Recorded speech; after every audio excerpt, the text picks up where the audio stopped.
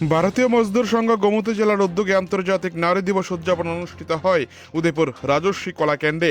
প্রদীপ প্রজ্বলন করে অনুষ্ঠানের শুভ সূচনা করেন জেলার বিশিষ্ট সমাজসেবিকা সবিতা নাগ। এছাড়া অনুষ্ঠানে ছিলেন আইনজীবী সুমন্তা চক্রবর্তী, রাষ্ট্রপতি পুরস্কারপ্রাপ্ত শিক্ষিকা বিদিশা মজুমদার, বিএমএস এর ত্রিপুরা মহিলা প্রমুখ রুমা সাহা সহ প্রমুখ। এই দিনের অনুষ্ঠানে শ্রমিক ঈদ অনুষ্ঠিত হয়। পরে প্রতিকৃতিতে পুষ্পার্ঘ্য অর্পণ করেন সকল অতিথিরা। স্বাগত ভাষণ রাখেন বিএমএস এর গোমতী জেলা সহকারী মহিলা প্রমুখ গৌতমী দত্ত। এই অনুষ্ঠানে ছোট ছোট কচিকাঁচা শিশুদের নিয়ে যোগা অনুষ্ঠিত হয়। পরে আন্তর্জাতিক নারী দিবসে ভাষণ রাখতে গিয়ে আইনজীবী সুমন্তা চক্রবর্তী বলেন, নারী দিবসের সূচনা হয়েছিল মূলত শ্রম অধিকার আন্দোলনের মধ্য দিয়ে। 1908 সালে নিউ ইয়র্কের রাস্তায় প্রায় 15,000 নারী কর্মঘণ্টা কমানো, উন্নত বেতন এবং ভোটাধিকারের দাবিতে আন্দোলন করেন। পরবর্তীতে 1911 সালে প্রথমবার ইউরোপের কয়েকটি দেশে এই দিবস পালিত হয়।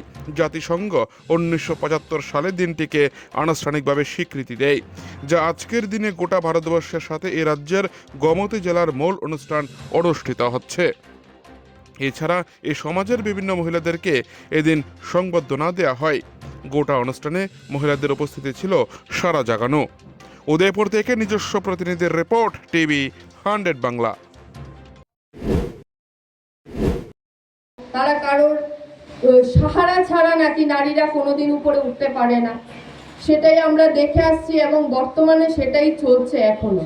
এখনো আমরা আন্তর্জাতিক নারী দিবস পালন করছি, নারীদের সশক্তিকরণের জন্য বিভিন্ন প্রোগ্রামে যাচ্ছি আমরা, বিভিন্ন আইনতভাবে হোক যে কোনোভাবেই হোক নারীদেরকে স্বাবলম্বী করার জন্য আমরা উদ্যমী হচ্ছি। কিন্তু সফলতা এখনো পর্যন্ত যে আন্তর্জাতিক নারী দিবস সঠিকভাবে পালন করার যে উদ্দেশ্যটা, সেটা এখনো আমাদের প্রস্ফুটিত হচ্ছে না।